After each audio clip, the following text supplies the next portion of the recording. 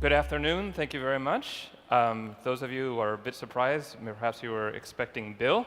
So first and foremost, wanted to apologize, but also promise you that I'm going to give you as equally good of a presentation as our CEO. But before we get started, I also wanted to ask for a round of applause for my birthday, because today is my birthday. So after taking a red-eye flight from Singapore throughout the night, waking up and finding out that today is my birthday, I've also was surprised and said that you are presenting in 4 hours. So let's give it a go.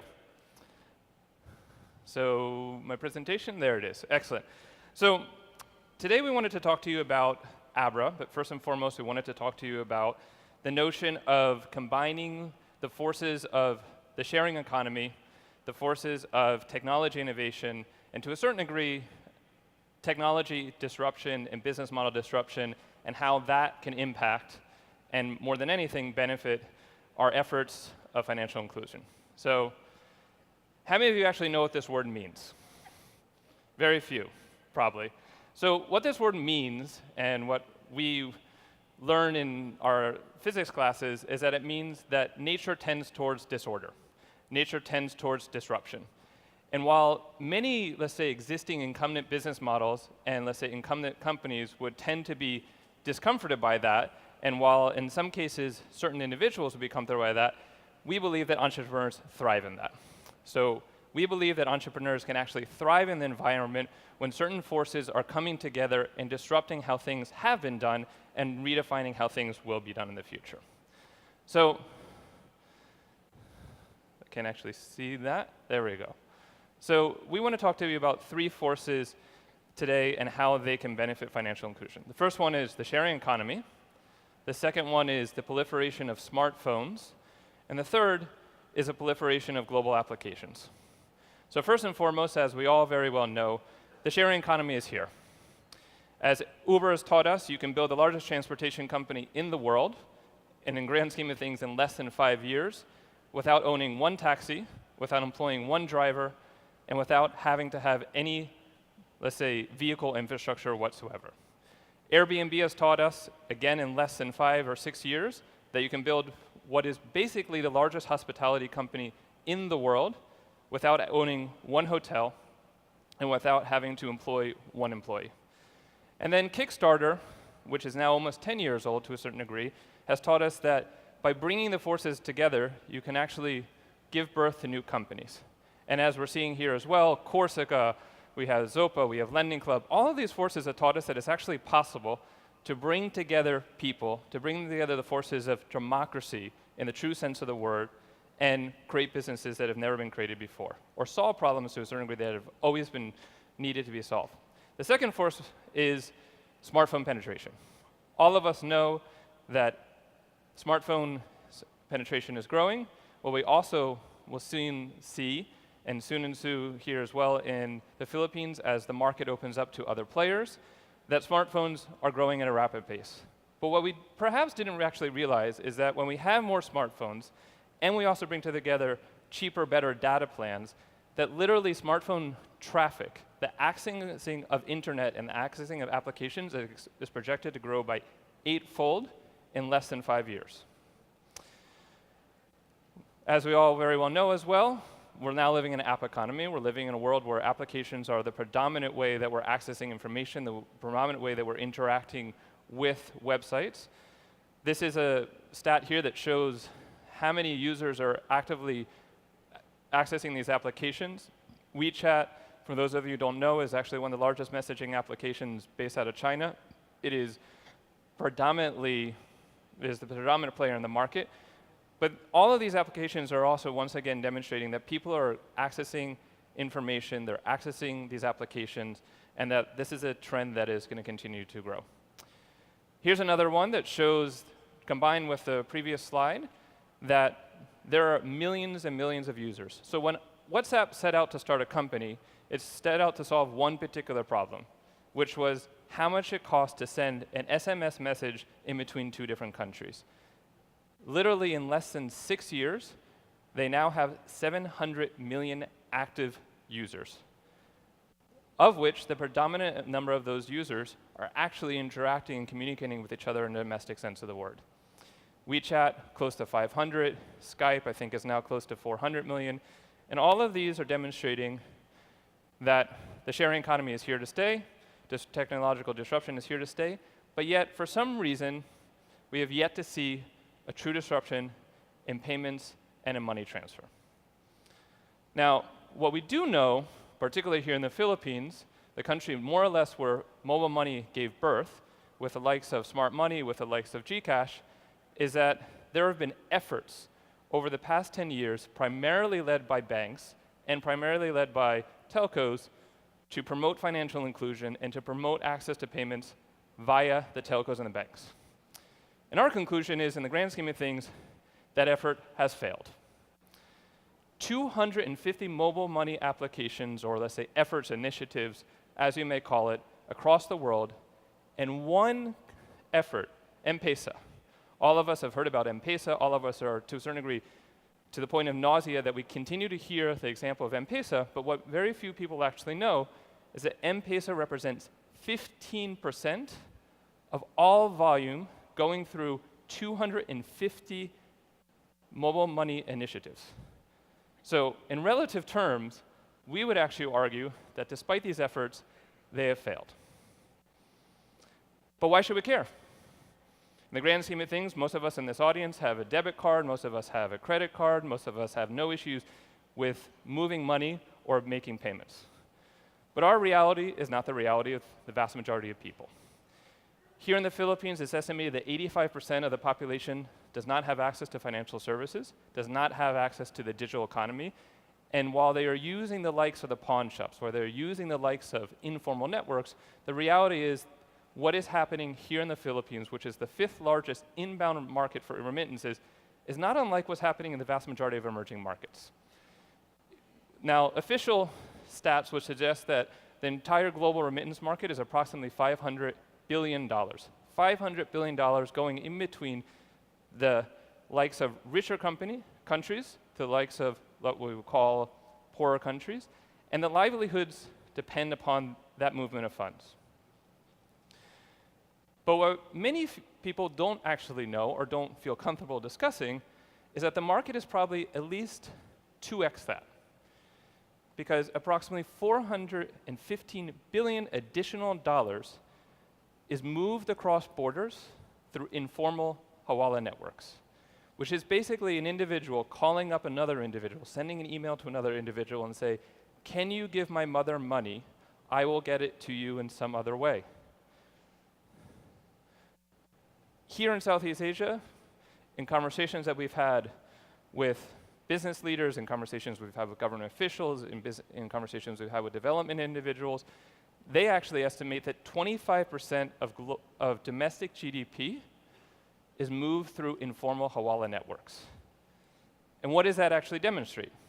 That despite the efforts of the telcos, despite the efforts of banks, despite the efforts, in the grand scheme of things, of governments, and numerous applications that are out there, there are still millions of people that do not have access to the same payment services that we have access to.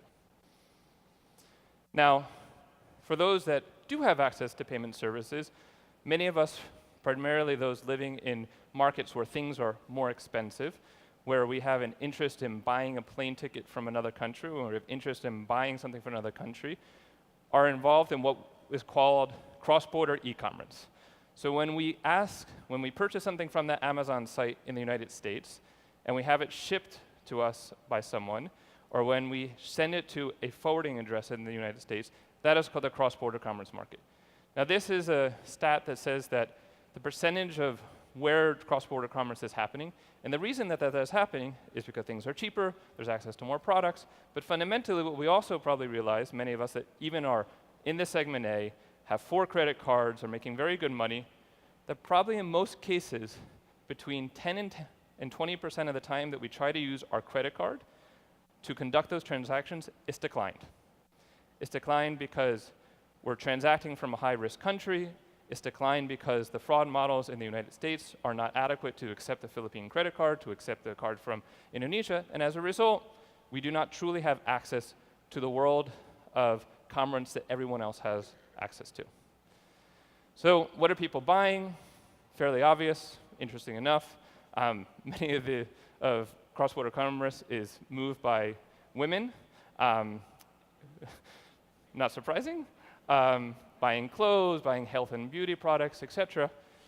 And consequently, you bring yourself, well, why is it that when all of these things are happening, so when we talk about what we're doing, we say we're not creating a problem that doesn't exist.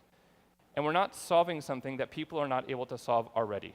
The vast majority of people, as we've seen, are already sending money. The vast majority of people are hacking a way to facilitate cross-border commerce. The vast majority of people are facilitating a way to get money from UAE back to Manila, or from UAE to Mumbai. The reality is that the market exists.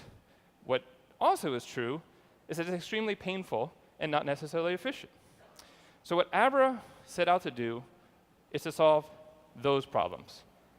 How could you create a single application, an app, that allows people to send and receive money anywhere in the world, in any currency, by only knowing the other person's phone number? How could you build the WhatsApp of money movement? Impossible, right? Technologically impossible. No one would actually get it. Well, Abra has done it. Abra has developed the world's first money movement application that by downloading the application, typing in your phone number, and validating your phone number in the same way that all of us have downloaded Viper, that we've downloaded Line, that we've downloaded WhatsApp, that allows you to download the application and to immediately be able to hold, send, or spend money anywhere in the world directly from your smartphone. So, how does it work? So first and foremost, the way Abra works is you need a smartphone, you need access to data, you download our application, and therefore we need to answer the question of, well, how do I get money in and out of the system?